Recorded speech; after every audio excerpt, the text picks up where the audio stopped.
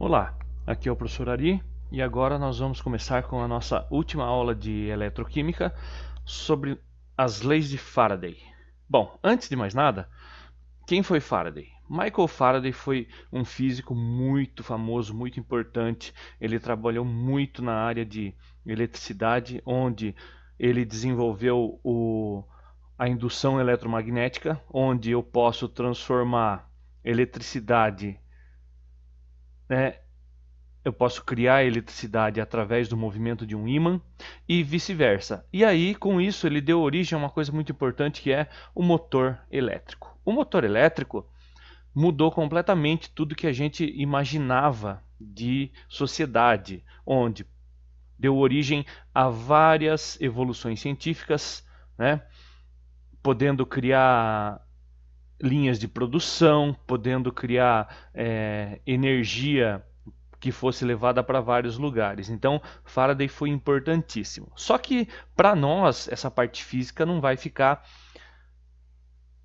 em foco. O que vai ser o nosso foco vai ser a parte de eletrólise, porque nós estamos estudando pilhas e eletrólise, não é mesmo? Então, o nosso foco é o estudo das reações químicas que acontecem com a eletricidade, onde ele também foi muito importante e desenvolveu algumas leis, né? A primeira lei: a quantidade de substância produzida em cada eletrodo é proporcional à quantidade de elétrons que atravessa o circuito.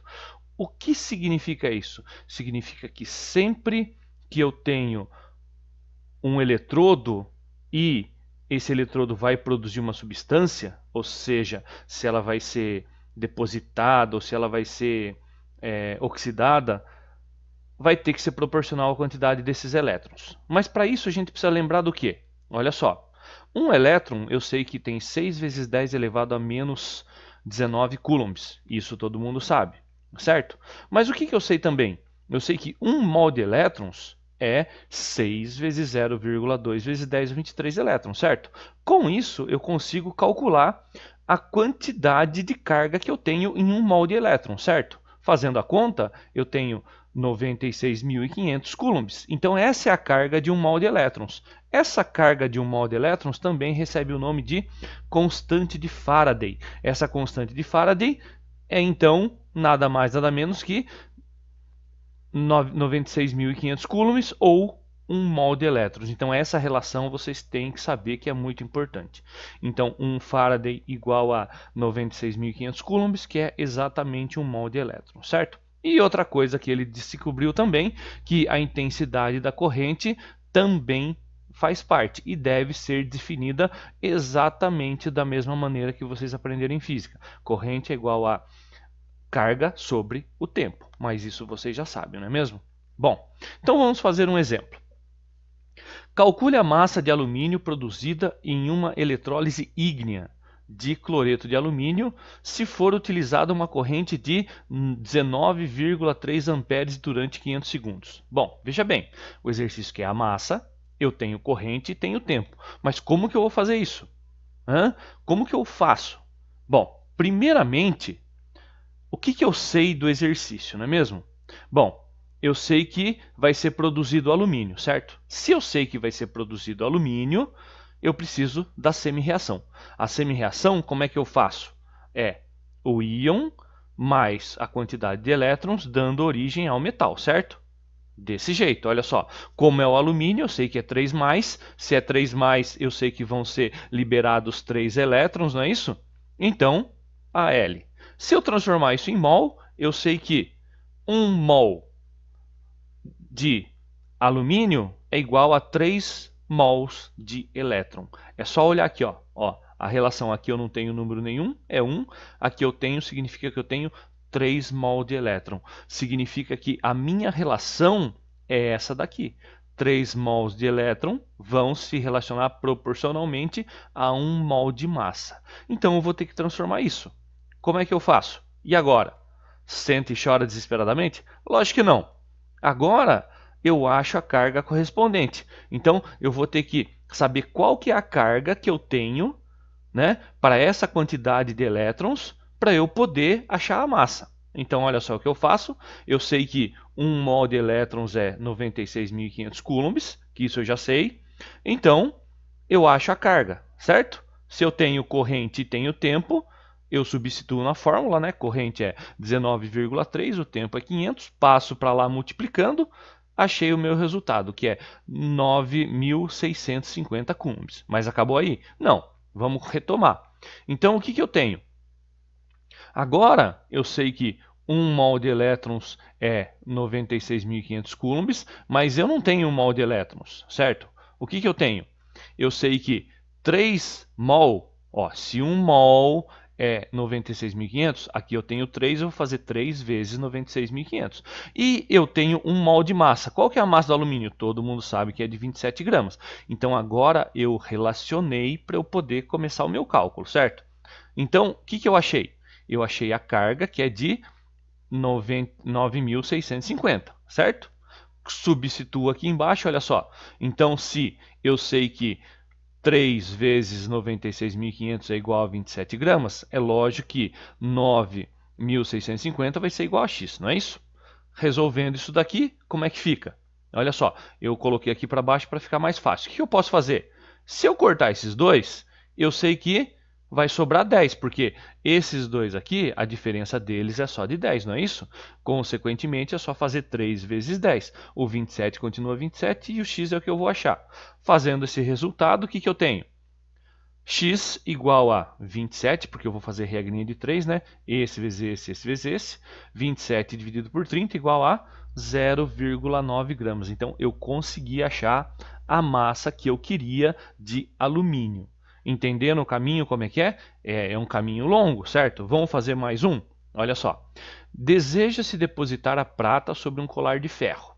Para isso, foi envolvida uma quantidade total de carga elétrica equivalente a 4.850 coulombs. Qual a massa de prata depositada? De novo, o que eu preciso? Preciso saber a semi-reação.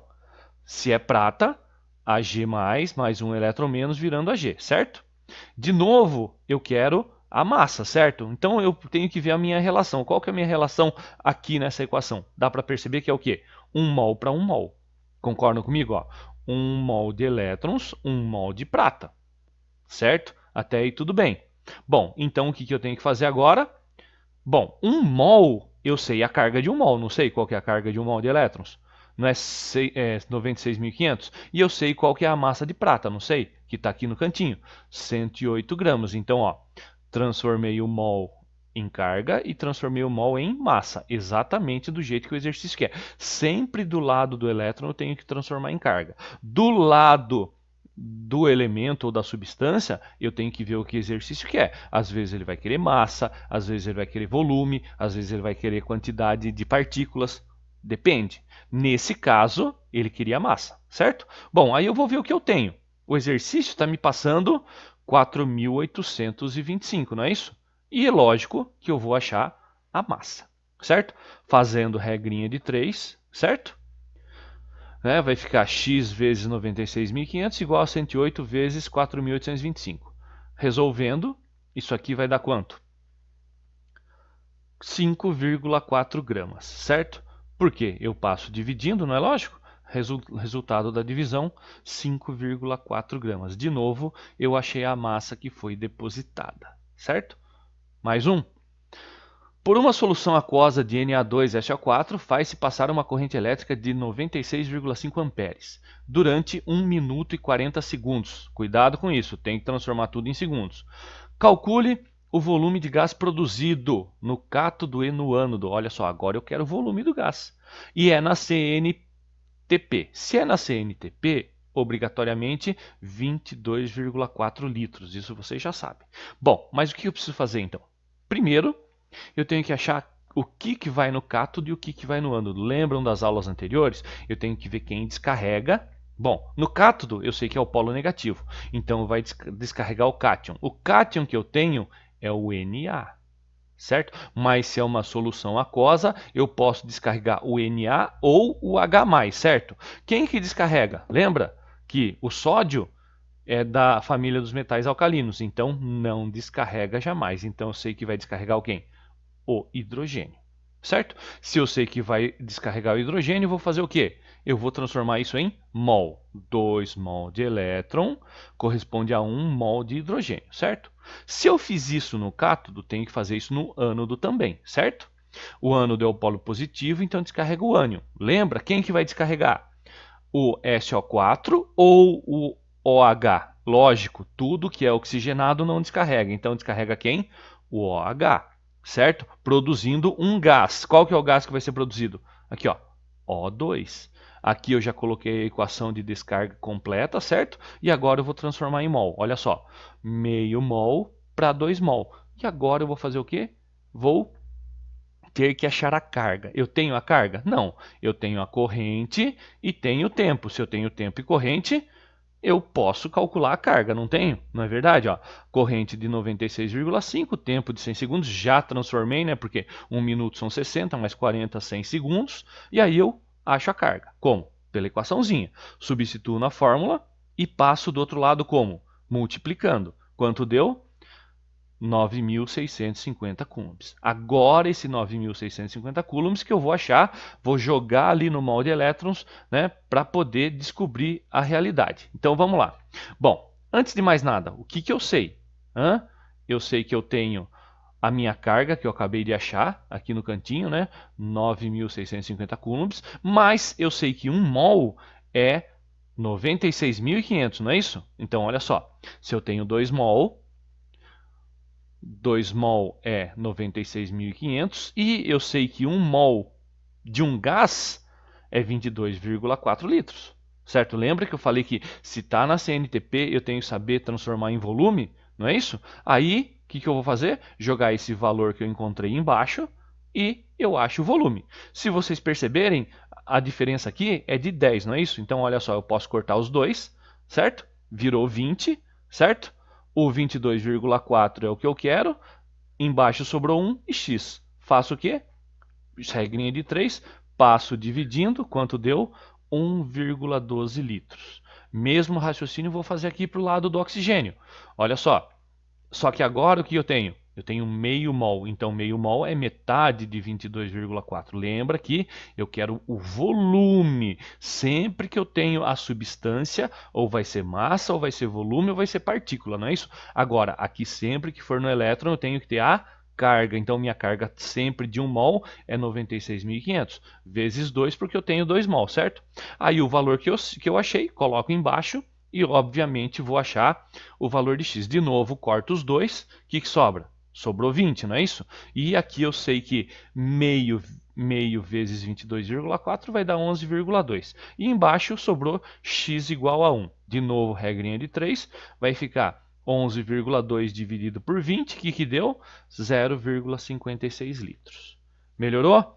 Espero que tenha melhorado, senão vocês vão continuar a chorar desesperadamente, não é isso? Bom, agora eu quero o tempo necessário para depositar 5,2 gramas de cromo sobre uma torneira, utilizando uma corrente de 96,5 amperes e uma solução aquosa com íons de cromo 3+. Bom, a nossa massa molar a gente tem, o que a gente faz? De novo, eu preciso do quê? Da semi-reação. Certo? Faço a semi-reação do cromo. Ó, se eu tenho aqui 3+, libera 3 elétrons, virando o cromo, certo? Vou transformar isso em mol. 3 mol de elétron, 1 mol de cromo, certo? Agora, o que eu sei? O que eu faço? Bom, eu preciso do tempo. Só que para achar o tempo, eu preciso achar o quê? A carga, não é mesmo? Então, olha só, eu sei que 1 mol de elétrons é igual a 96.500. Então, vamos lá. Ó. 3 vezes 96.500 é o quê? A massa de 52 gramas, que é a massa molar, porque eu tenho 1 mol. Só que o exercício me passou quanto? 5,2 gramas. Então, o que eu acho? X.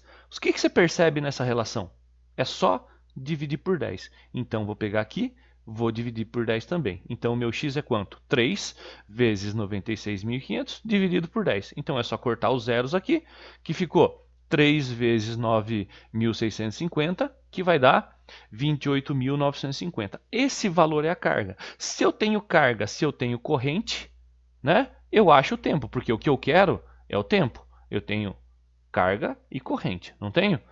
Com isso, jogo na fórmula, substituo, porque eu sei que o I é 96,5 e eu sei que a carga é de 28.950. O que eu faço? Inverto os dois, né? O tempo com a corrente, e acho o resultado que é de 300 segundos. Está começando a ficar bom de entender agora? Vocês estão percebendo o raciocínio? É sempre o mesmo raciocínio, gente. Você acha a quantidade de mol, na parte do elétron coloca a carga, na parte da substância ou a massa ou o volume ou a quantidade de matéria. Mas 99% é a massa, certo?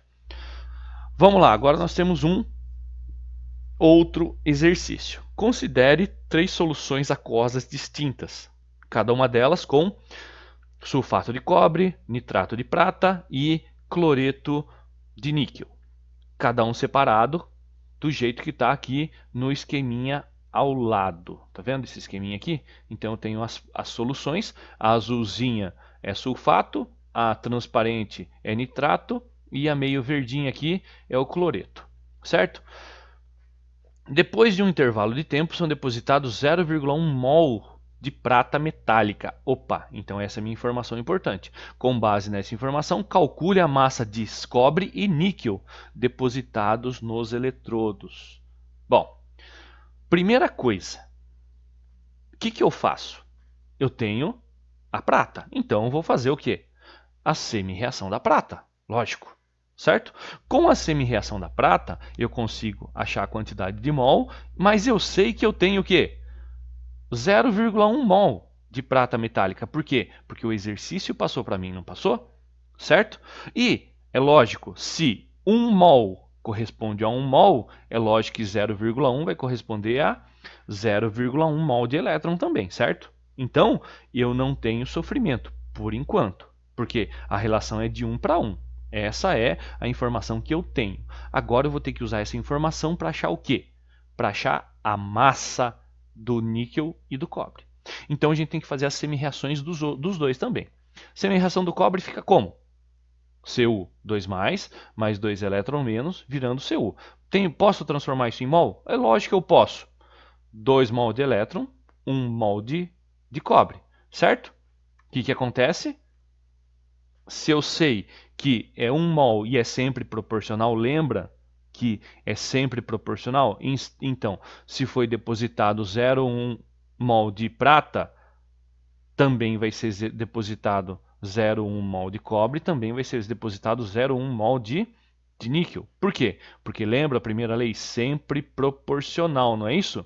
Então, a quantidade de elétrons que foram depositados tem que ser a mesma nos três, porque é um mesmo sistema, é o mesmo circuito elétrico, não é isso? Bom, fazendo a semi-reação do níquel, mesma coisa. Ni2+, mais 2 elétrons menos, virando Ni, certo? 2 mol, 1 mol e mesma coisa. 1 mol porque é proporcional, dando X, certo? Ótimo. Só que eu não quero mol. O que eu quero? Eu quero a massa de cobre e níquel. Se eu quero a massa de cobre e níquel, eu vou pegar a semi-reação do cobre. O que eu sei? Cu2+, mais 2 elétrons menos, virando cobre. Transformei em mol de novo, só que 1 mol é exatamente quanto? 63,5 gramas de cobre. Então agora o mol que eu tenho vai se relacionar com a massa, não é isso? E vou fazer o quê? Regrinha de 3. Fiz regrinha de 3, o que acontece? 2x igual a 0,1 vezes 63,5, portanto x é igual a 6,35 dividido por 2, que deu 1,175 gramas. Essa é a massa de cobre que foi depositada. Vou fazer exatamente o mesmo raciocínio com o níquel. Então, semi-reação do níquel, está lá Ni2+, mais 2 elétrons menos, virando níquel, lógico. Vou transformar em mol, olha lá, 2 mol, resultando em 1 mol, que dá, no nosso caso agora, no 59 gramas. Então, mas eu tenho quanto? Eu tenho 0,1 mol, porque foi a quantidade que foi depositada, não é isso? E é o que eu vou achar a massa proporcional a isso. De novo, regrinha de 3. 2x igual a 0,1 vezes 59, portanto, 5,9 dividido por 2 deu 2,95 gramas. Essa é a massa de níquel que foi depositada no eletrodo, certo? Deu para entender bem agora?